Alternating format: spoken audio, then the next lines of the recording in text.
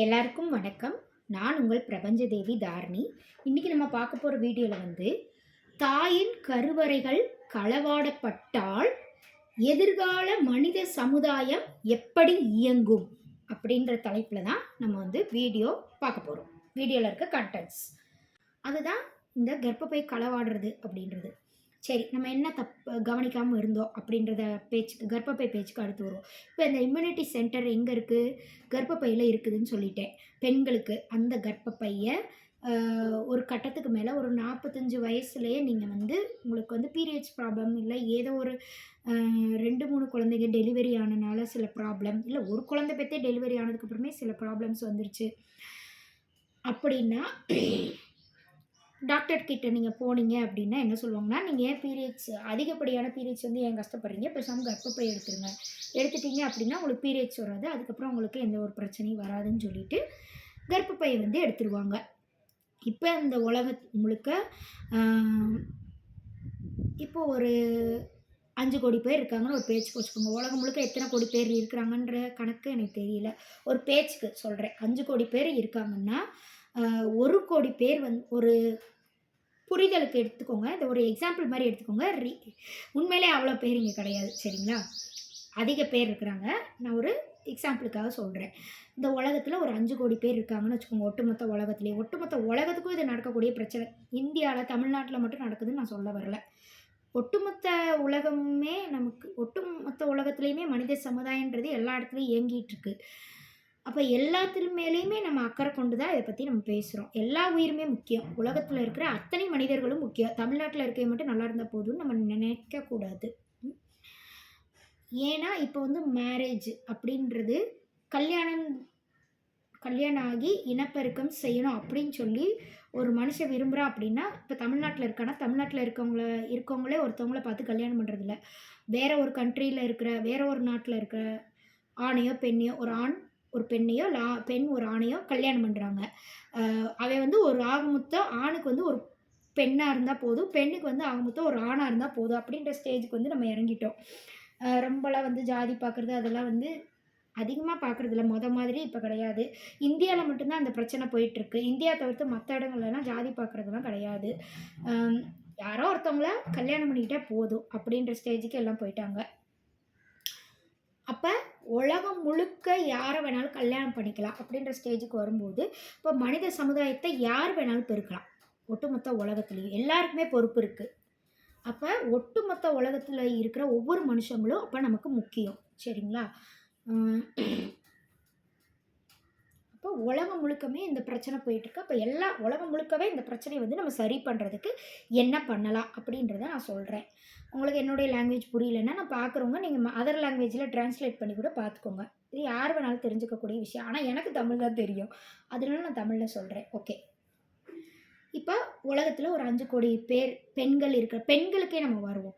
பெண்கள் இருக்கிறாங்க அப்படின்னு ஒரு எக்ஸாம்பிள் எடுத்துக்கிட்டிங்கன்னா, அந்த 5 கோடி பெண்களில் 1 கோடி பெண்கள் கர்ப்பப்பை எடுத்துட்டாங்க.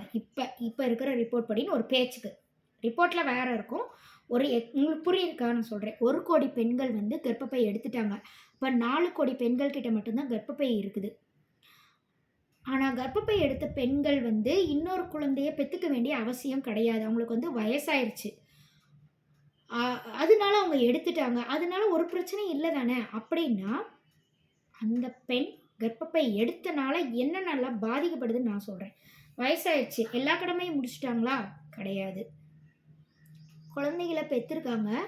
அவங்க அந்த ஏஜில் அவங்க பிள்ளைங்களை படிக்க வச்சு மேரேஜ் பண்ணி கொடுத்துட்டாங்கன்னு கூட வச்சுக்கோங்க. அப்போ அவங்களுக்கு பார்க்குறதுக்கு ஒரு வேலை இல்லைல்ல. கர்ப்பப்பை எடுத்தால் என்ன, அவங்களுக்கு இம்யூனிட்டி சென்டர் போனால் என்ன, அவங்களால இங்கே யாருக்கு என்ன யூஸ் அப்படின்னு சொல்லி நீங்கள் கேள்வி கேட்கலாம். யூஸ் இருக்குது. என்னென்னா, அவங்க குழந்தைய பெற்றதுக்கப்புறம் இப்போ இருக்கிற காலகட்டத்தில் ஒரு லேடி டெலிவரி, நார்மல் டெலிவரியோ சிசேரியன் டெலிவரியோ, ஒரு லேடி பெற்றெடுத்துட்டாங்க அப்படின்னா இளம் தாய்மார் அந்த குழந்தையுமே தன்னையுமே இப்போ ஒரு 3 மாதத்துக்கு அவங்களால பார்த்துக்க முடியாது. அப்போ அந்த பெண் அந்த தாய்மார் எங்கே போகிறாங்க? அம்மா வீட்டுக்கு தான் போகிறாங்க. மாமியார் வீட்டில் டெலிவரி பார்க்குறன்றது ரொம்ப கம்மி. எல்லாருமே அம்மா வீட்டுக்கு தான் போகிறாங்க. அப்போ அந்த அம்மா அந்த அம்மா தான் அந்த புதுசாக தாய்மார் ஆகியிருக்கிற அந்த இளம் பெண்ணையும் இளம் தாயையும் அந்த அம்மா தான் பார்த்துக்கணும். அந்த வயசான அம்மா தான் பார்த்துக்கணும். அவங்க பெற்றிருக்கிற குழந்தையும் அந்த அம்மா தான் பார்த்துக்கணும். இப்போ 2 பேருக்கு அவங்க தான் பொறுப்பு. ஏன்னா அவங்கள நம்பி தான் போகிறாங்க. அப்போ அந்த அம்மாவுக்கு கர்ப்பப்பை எடுத்துட்டாங்கன்னு வச்சுக்கோங்களேன், அவங்களுக்கு இம்யூனிட்டி சென்டர் இல்லை. கர்ப்பப்பை எடுத்துட்டா இம்யூனிட்டி சென்டர் இல்லைன்றது இல்லை, சரியாக இம்யூனிட்டி சென்டருடைய வேலையை சரியாக பண்ண முடியாத சுச்சுவேஷனுக்கு போயிடும். அப்போ உடம்புல எந்த ஒரு வேலையும் அவங்களால செய்ய முடியாது. ஒரு 2 வேலை செய்கிறாங்க. அந்த குழந்தைய குளிப்பாட்டுறாங்க. காலையில் எழுந்திரிச்சு அந்த அம்மா, அந்த வயசான அம்மா, அந்த குழந்தைக்கு அம்மாச்சி அந்த மாதிரி வச்சுக்கலாமா? குழந்தையுடைய பாட்டி காலையில் எழுந்திரிச்சு குழந்தைய குளிப்பாட்டி விடுறாங்க. ஏன்னா டெலிவரி ஆனதுக்கப்புறம் ஒரு 3 மாதத்துக்கு ஒரு அம்மானால குழந்தைய குளிப்பாட்ட கூட முடியாது. குழந்தைய பெற்றெடுத்த அந்த தாய், இளம் தாயை பற்றி இப்போ நான் சொல்கிறேன்.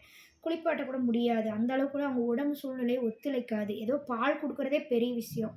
அவங்க எந்திரிச்சு சாப்பிட்டுட்டு குழந்தைக்கு பால் கொடுக்குறதுன்றதே அந்த 3 மாதத்துக்கு ரொம்ப பெரிய விஷயம்.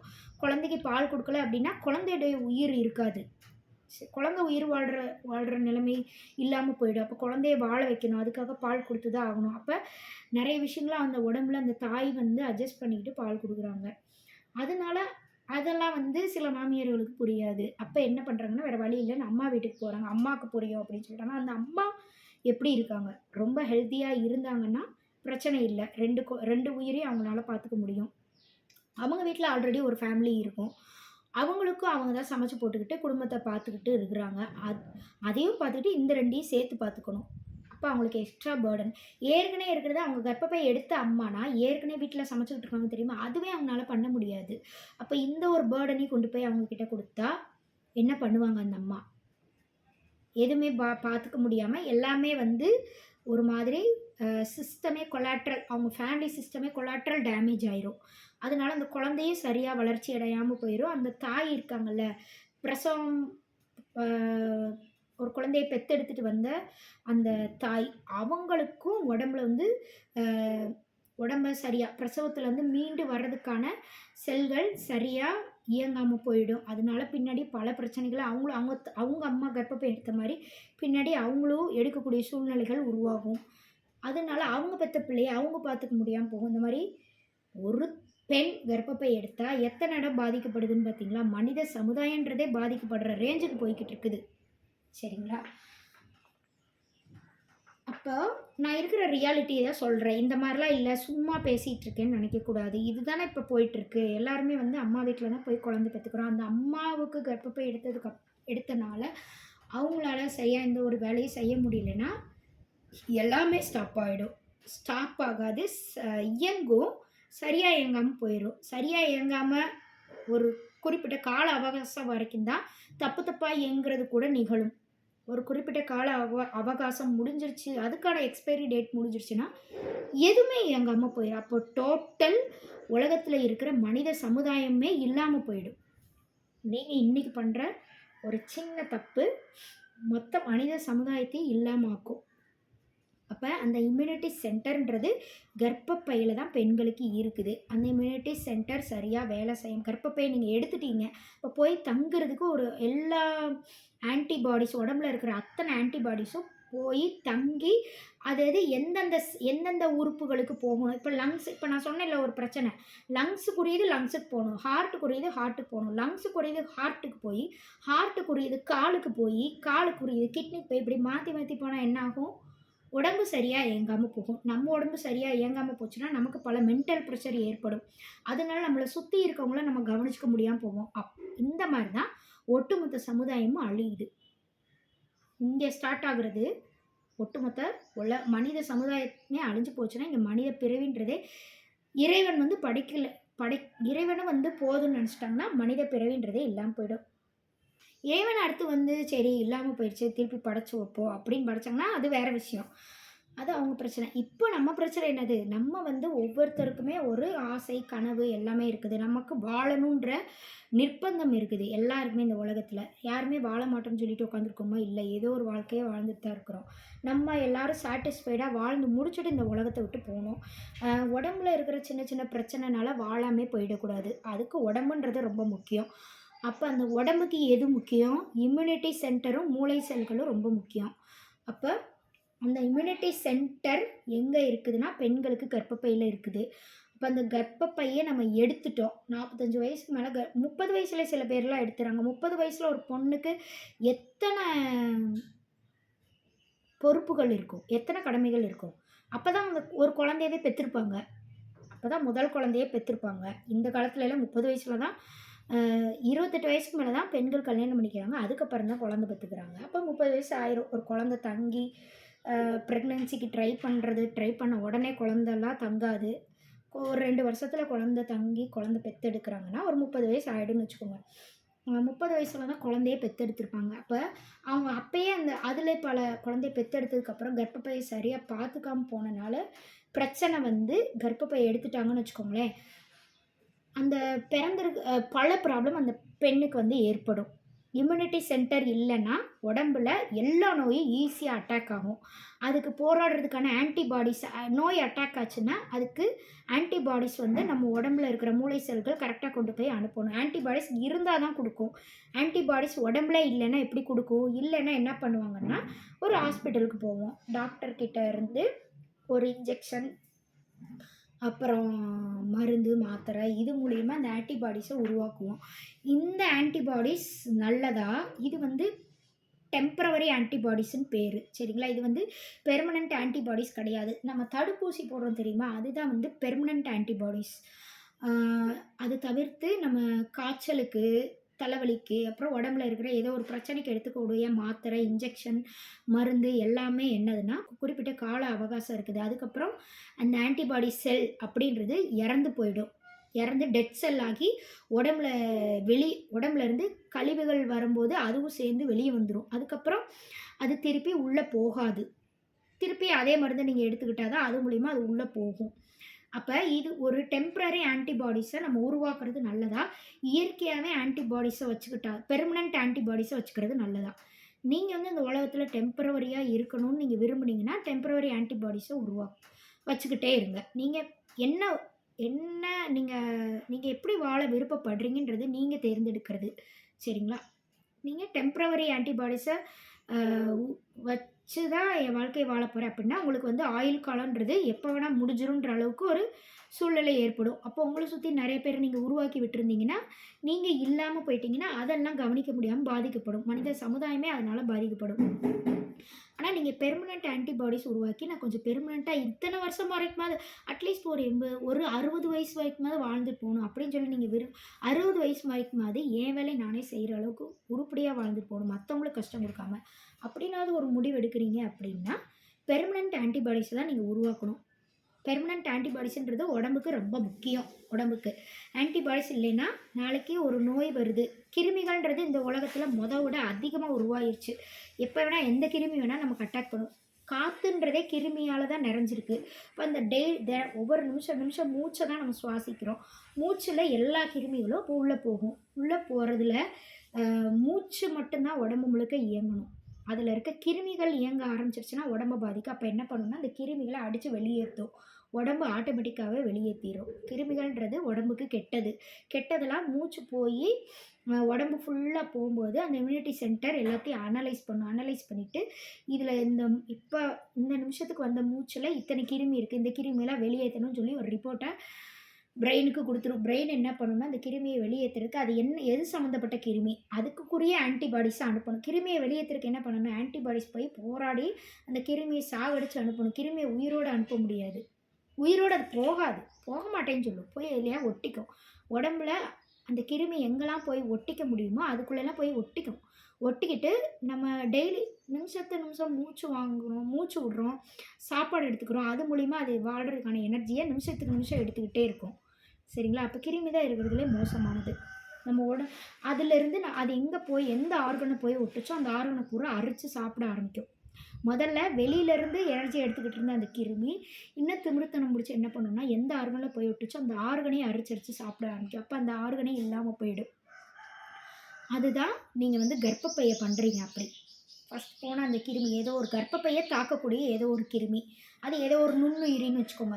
அந்த நுண்ணுயிரி அந்த நுண்ணுயிரிய அடிச்சு, சாவடிச்சு யூரின் மூலியமாவோ, எது மூலியமாவோ வெளியே வெளியேத்திருச்சு. மூளை செல் அதுக்குரிய ஆன்டிபாடிஸ் அடிச்சு வெளியேத்திருச்சு அப்படின்னா, அந்த கிருமி போய் தங்காது. கர்ப்பப்பை காப்பாற்றப்படும். உங்களுக்கு தினம் தினம் ஆன்டிபாடிஸை இம்யூனிட்டி சென்டர் வந்து கொடுத்துக்கிட்டே இருக்கும்.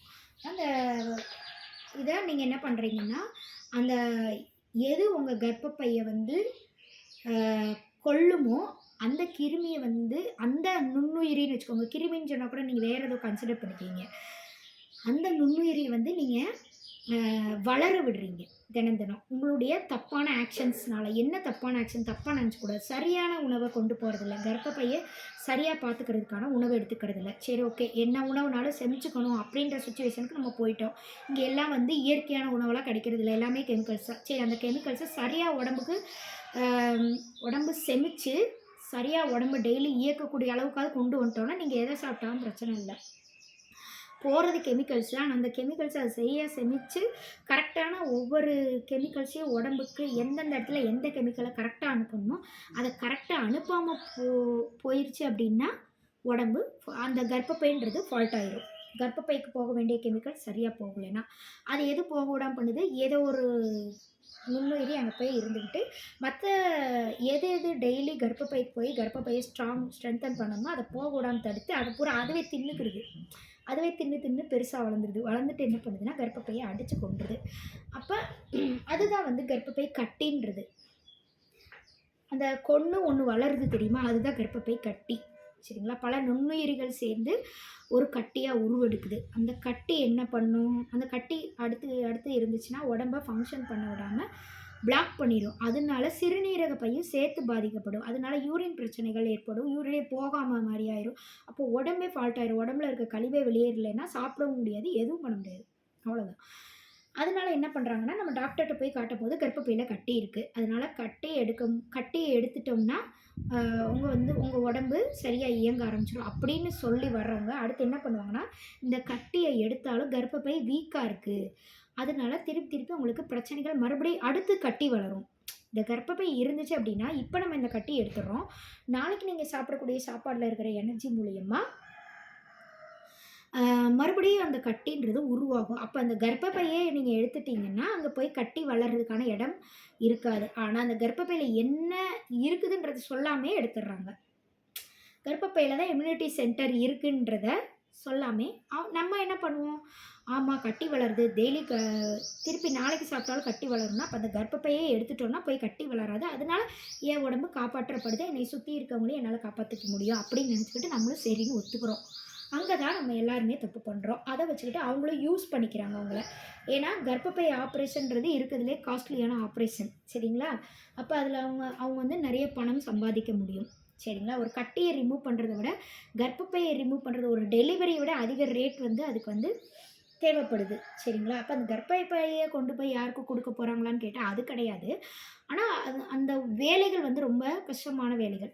அந்த எடுத்து கரெக்டாக அந்த கர்ப்பப்பையை எடுத்துட்டு அதுக்கப்புறமா எப்பயும் போல் பாடி இயங்கணும்னா அதுக்கு தேவையானதை கொண்டு போய் அங்கே சேர்த்து வச்சு தையல் போட்டு பாடியை வந்து மூடி வச்சு பாடியை பாடி மாதிரி உயிருள்ள பாடி மாதிரி திருப்பி கொடுக்கறது அப்படின்றது ரொம்ப கஷ்டமான விஷயம். அதனால தான் அதுக்கு வந்து அதிக செலவுன்றது ஏற்படுது அப்படின்றத அவங்க சொல்ல வராங்க. அப்போ எல்லா பெண்களும் இப்போ வந்து 5 கோடி பெண்கள் இருக்கிறாங்க. 5 கோடி பெண்களுக்கு கர்ப்பப்பையை எடுத்துட்டோம்னா இப்போ அதனால் அதிக சம்பாத்தியன்றது யாருக்கு கிடைக்கும்? டாக்டர்ஸ் கிடைக்கும். அதனால் அவங்க என்ன பண்ணுறாங்கன்னா, நீங்கள் ஒரு கட்டின்னு போனால் கூட அந்த கட்டி எடுத்ததுக்கப்புறம் அந்த கர்ப்பப்பை எப்படியெல்லாம் பார்த்துக்கலாம், என்னென்ன சாப்பாடு கொடுக்கலாம், நீங்கள் உங்களை எப்படி பார்த்துக்கலாம், என்னென்னலாம் இனிமேல் நீங்கள் செய்யாமல் இருக்கலாம் அவங்க வாழ்க்கையில் அப்படின்றத டீச் பண்ணி உங்களை வந்து சரிப்படுத்தணுமே தவிர்த்து காசு சம்பாதிக்கிறக்கா அந்த கர்ப்பப்பையை எடுத்துகிட்டா எனக்கு இவ்வளோ காசு கிடைக்கிது அதனால் அப்போ எல்லாம் வரவங்களுக்கு பூரா கர்ப்பப்பையை பிடிக்கிட்டு விடு அப்படின்னு நினைக்கிறாங்கன்னா அப்போ அந்த டாக்டர்ஸே தப்பாக இருக்காங்கன்னு தான் அர்த்தம். புரிஞ்சிருச்சா? இவ்வளோ பெரிய கதை சொல்லியிருக்கேன். 1 மணி நேரம் 14 நிமிஷம் ஒரு கதை சொல்லியிருக்கேன். இது எல்லாமே உங்களுக்கு தேவைப்படக்கூடிய கதை. இதெல்லாம் இதுக்கு முன்னாடி நீங்கள் தெரிஞ்சுக்காமல் இருந்தாலும் தயவுசெய்து இனிமேலாவது தெரிஞ்சுக்கோங்க. உங்கள் கர்ப்பப்பையை காப்பாற்றிக்கோங்க. இப்போ இருந்து ஒரு பெண் குழந்தை பிறந்ததுலேருந்தே அதனுடைய கர்ப்பப்பையை அதனுடைய மரணம்ன்றது 80 வயசில் நிகழணும். 80 வயசு வரைக்கும் காப்பாற்றிக்கிட்டே வரணும். அதுக்கு நீங்கள் தான் பொறுப்பு. டாக்டர்ஸ் கிட்ட உங்கள் பொறுப்பை கொடுக்காதீங்க. உங்கள் கர்ப்பப்பையை காப்பாற்றுறதுக்கான தேவையான விஷயங்களை டாக்டர்ஸ் கிட்ட ஒப்படைக்காதீங்க. அப்போ என்னலாம் பண்ணலாம்? சாப்பாடு சரியாக சாப்பிடணும். நீங்கள் சரியாக சாப்பிட முடியல, எனக்கு வந்து இதுதான் இதெல்லாம் தான் கிடைக்கிது, எனக்கு வேறு வழி இல்லை, நான் சாப்பிட்டு தான் ஆகணும். ஓகே, சாப்பிட்டுக்கோங்க, பிரச்சனை இல்லை. அப்போ எதனாலலாம் அந்த கர்ப்பப்பை இப்போ பாதிக்கப்படுது அப்படின்றத அடுத்த அரை மணி நேரம் நம்ம பேசுவோம். சரிங்களா? இதை நான் வந்து 2 பாகமாக பிரித்து போடுறேன். நீங்கள் வந்து பார்த்துக்கோங்க. சரி, எதனாலலாம் அந்த கர்ப்பப்பை வந்து ரொம்ப அஃபெக்ட் ஆகி வீக்கராகி அந்த கர்ப்பப்பையை எடுக்கிற ஸ்டேஜுக்கு போகுது அப்படின்றத பார்க்கலாம். சரி, வெளியே ஒரு டிஸ்டர்பன்ஸ் வருது. ஓகே, இப்போது ஒரு கர்ப்பப்பை பாதிப்பு அப்படின்றது வந்து திருமணமாகி டெலிவரி ஆனதுக்கப்புறம் ஏற்படுது. இந்த பாதிப்புன்றது கர்ப்பப்பை வீக்கர் ஆகக்கூடிய காரணங்கள் என்னென்ன, எதனாலலாம் வீக்கர் ஆகலாம்? இம்ப்ராப்பர் செக்ஸ் அப்படின்றது அப்படின்னா என்னன்னு தெரியும் தானே? ஒரு பாதுகாப்பற்ற உடலுறவுனா அப்போ காண்டம்ஸ் போட்டு உடலுறவு செய்கிறது பற்றி சொல்கிறீங்களா அப்படின்னு கேட்குறீங்களா? அது கிடையாது. அதுவும் ஒரு காரணம். ஆனால் இப்போ நான் கர்ப்பப்பை வீக் ஆகிறதுக்கான காரணம் வந்து அதை பற்றி நான் சொல்ல வரல. பாதுகாப்பற்ற உடலுறவுனா ஒரு உடலுறவு ஏற்படுது, உடலுறவு செய்ய போகிறாங்க அப்படின்னா அதுக்கு தேவையான உறுப்பு எது? பெண்களுக்கு அதுக்கு வந்து கர்ப்பப்பைன்றது ரொம்ப முக்கியம். சரிங்களா? அந்த கர்ப்பப்பையில் தான் அந்த ஸ்பெர்ம் போய் தங்கும். அதுக்கப்புறம் அந்த ஸ்பெர்ம் தேவையில்லாத உயிரில்லாத ஸ்பெர்ம் அப்படின்னா அதை வந்து வெளியேற்றுறதுக்கும் அந்த கர்ப்பப்பை தான் யூஸ் ஆகுது. அந்த கர்ப்பப்பை தான் வந்து அந்த ஒரு உடலுறவு பண்ணுறதுக்கான எல்லா ஃபங்க்ஷன்ஸ்க்கான அந்த கமெண்ட்ஸை கொடுக்குது கர்ப்பப்பைன்னு வச்சுக்கோங்களேன். அதுக்கான ஸ்ட்ரென்த்து, உடலுறவு பண்ணுறதுக்கு ஸ்ட்ரென்த் ரொம்ப முக்கியம் தானே. ஸ்ட்ரென்த்தே இல்லாதவங்களுக்கு கூட உடலுறவு பண்ண முடியுமா? ஒரு கணவன் மனைவி அப்படி எடுத்துக்கோங்க. நான் வந்து யாரையோ சொல்கிறேன் அப்படின்னு நினச்சக்கூடாது. ஒவ்வொரு வீட்டில் இருக்கக்கூடிய கணவன் மனைவி. அப்போ அந்த மனைவிக்கு உடலுறவு பண்ணுறதுக்கு ஸ்ட்ரென்த்துன்றது ரொம்ப முக்கியம். ரொம்ப வீக்காக இருந்தால் பண்ண முடியுமா? பண்ண முடியாது. உடலில் இருக்கிற செக்ஷுவல் ஹார்மோன்ஸை செக்ஷுவல் ஹார்மோன்ஸுன்றது திருமணத்துக்கு முன்னாடி கொஞ்சம் கம்மியாக தான் ரிலீஸ் ஆகும்னு வச்சுக்கோங்களேன். ஆனால் திருமணத்துக்கு அப்புறம் உடம்பில் இருக்கக்கூடிய செக்ஷுவல் ஹார்மோன்ஸ் வந்து அதிகமாக ரிலீஸ் ஆகும். அப்போ அதை வந்து கரெக்டாக ரிலீஸ் பண்ணக்கூடிய அந்த பொறுப்பு வந்து ரிலீஸ் பண்ணக்கூடிய பொறுப்பு எதில் இருக்குன்னா உடல் உறவில் இருக்குது. சரிங்களா? அதுக்கான முக்கிய பங்கு வகிக்கிறது உடலுறவு கரெக்டாக அது வந்து வாரத்துக்கு ஒருக்கா பண்ணுறாங்க கணவன் மனைவி அப்படின்னாலே கணவனுக்கும் சரி மனைவிக்கும் சரி உடம்பில் இருக்கிற செக்ஷுவல் ஹார்மோன்ஸ் வந்து கரெக்டாக ரிலீஸ் ஆகிடும். அந்த செக்ஷுவல் வேஸ்டேஜுன்றது உடம்புல தங்கிட்டே இருக்கக்கூடாது. அதனால் வந்து நம்மளுடைய உடம்பும் பாதிக்கப்படும், நம்மளுடைய மனசு எல்லாமே பாதிக்கப்படும். அதை வந்து வச்சுக்கிட்டே இருக்கக்கூடாது, வந்து ரிலீஸ் பண்ணிடணும். திருமணத்துக்கு அப்புறம் அந்த தேவைகள்ன்றது உடம்புக்கு அது ஒரு உடல் தேவைன்றது அதிகமாக ஏற்படும். அதனால தான் கணவன் மனைவின்ற உடலுறவுன்றது ரொம்ப முக்கியம். திருமணத்துக்கு முன்னாடி தேவையில்லை, திருமணத்துக்கு அப்புறம் ரொம்ப முக்கியம். அந்த உடலுறவு ஒரு மனைவிக்கு பெண்ணுக்கு வந்து கணவன் மனைவி இருக்கிறாங்கன்னா அதில் கணவன் வந்து ஆண், மனைவி வந்து பெண். அப்போ அந்த பெண்ணுக்கு வந்து அந்த உடலுறவு அந்த பெண் வந்து ஸ்ட்ராங்காக இருந்தால் தான் அதை அவங்க வந்து பண்ண முடியும். ஸ்ட்ராங்காக இல்லை அப்படின்னா பண்ண முடியாது. அப்போ அதுக்கான ஸ்ட்ரென்த்தை எது கொடுக்குதுன்னா கர்ப்பப்பை தான் கொடுக்குது. சரிங்களா? இப்போ அந்த கர்ப்பப்பை வீக்காக இருந்துச்சுன்னா அவங்களால உடலுறவு கொள்ள முடியாது. அதனால் கணவனும் சேர்ந்து பாதிக்கப்படுறாங்க. அதனால பல பிரச்சனைகள்ன்றது குடும்பத்தில் உருவாகும். சரிங்களா? அது என்ன பிரச்சனைன்றது நீங்கள் அனலைஸ் பண்ணிக்கோங்க. அதெல்லாம் உட்காந்து ஒவ்வொன்றா நான் விலாவரியாக சொல்ல முடியாது. அது எந்த பிரச்சனையாக வேணால் இருக்கலாம். ஆனால் ஒரு குடும்பன்றது தான், குடும்பத்தை பொறுத்து தான் இந்த ஒட்டுமொத்த உலக சமுதாயமும் இயங்குது. அந்த குடும்பம் சரியாக இயங்கலை அப்படின்னா ஒட்டுமொத்த உலக சமுதாயமும் இயங்க முடியாத டேஞ்சருக்கு போயிடும். அப்போ அந்த குடும்பம்ன்றதுல எது கரெக்டாக இருக்கணும்? ஆண் பெண் கணவன் மனைவின்றவங்க கரெக்டாக இருந்தால் தான் குடும்பத்தை இயக்க முடியும். அந்த உடல் உறவுன்றது குடும்பத்தில் கணவனுக்கும் மனைவிக்கும் ரொம்ப முக்கியம். திருமணம் ஆனதுக்கப்புறம் தான் அவங்கள கணவன் மனைவின்னு சொல்லுவோம். அப்போ அந்த உடல் உறவு ரொம்ப முக்கியம் திருமணத்துக்கு அப்புறம்னு சொல்லிட்டு அது இல்லாமல் இருந்தாங்க அப்படின்னா செக்ஷுவல் ஹார்மோன்ஸை ரிலீஸ் பண்ண முடியாது. அவங்கவுங்களா ரிலீஸ் பண்ணிக்கிறாங்க அப்படின்னா அதுக்கு வந்து திருமணன்றது தேவைப்படாது. தனித்தனியாகவே அவங்க வாழ்ந்துட்டு போயிருக்கலாம். நிச்சயமாக அவங்க 2 பேரும் சேர்ந்து தான் அந்த செக்ஷுவல் ஹார்மோன்ஸை வந்து ஒருத்தருக்கு ஒருத்தர் வந்து ரிலீஸ் பண்ணிக்கணும். சரிங்களா? அதுக்கு உடலுறவுன்றது ரொம்ப அவசியம். அதுக்கு பெண்ணுடைய கர்ப்பப்பைன்றது ரொம்ப முக்கியம். அது ஸ்ட்ராங்காக இருந்தால் தான் அதை வந்து அந்த உடலுறவு வந்து அவங்க வந்து கரெக்டாக பண்ண முடியும். சரிங்களா? அப்போது அந்த கர்ப்பப்பையில் ஒரு பாதிப்பு ஆயிடுதுன்னு வச்சுக்கோங்களேன். 30 வயசு பெண்ணுக்கே ஒரு பாதிப்பு வந்துடுது. அது இந்த இம்ப்ராப்பர் செக்ஸ் அப்படின்னு சொல்லி தெரியுமா? அப்படின்னா என்னதுன்னா, அப்போ கணவனுக்கு வந்து தன்னுடைய மனைவியுடைய கர்ப்பப்பையில் பாதிப்படைகிற அளவுக்கு உடலுறவு கொள்ளாமல் கரெக்டாக அதை கேர் பண்ணி உடலுறவு கொள்ளணும். சரிங்களா? அதுக்கு பேர் தான் இம்ப்ராப்பர் செக்ஸ் அப்படின்றத நான் சொல்கிறேன். மற்ற விஷயங்களை விட்டுருங்க. அவங்க வந்து குடிச்சிட்டு வந்து செக்ஸ் பண்ணுறாங்க கணவர் அப்படின்றதெல்லாம் விட்டுருங்க. அவங்களுடைய கர்ப்பப்பையில் எந்த ஒரு அடிபட்டுறாமல் அவங்களுடைய உடலுறவு எக்ஸ்ட்ரீம் லெவலுக்கு போகும்போது கர்ப்பப்பையை போய் பாதிக்கிற அளவுக்கு இல்லாமல் ஒரு மீடியமான லெவலில் வச்சுக்கணும். சரிங்களா? அந்த நேரத்தில் மனைவியுடைய உடம்பை பார்த்துக்கக்கூடிய அத்தனை பொறுப்பும் கணவருக்கு தான் இருக்குது. சரிங்களா? மனைவி வந்து தங்களை கொடுத்துருவாங்க கணவர்கிட்ட. அப்போ அவங்க தான் அவங்கள வந்து பார்த்துக்கணும்.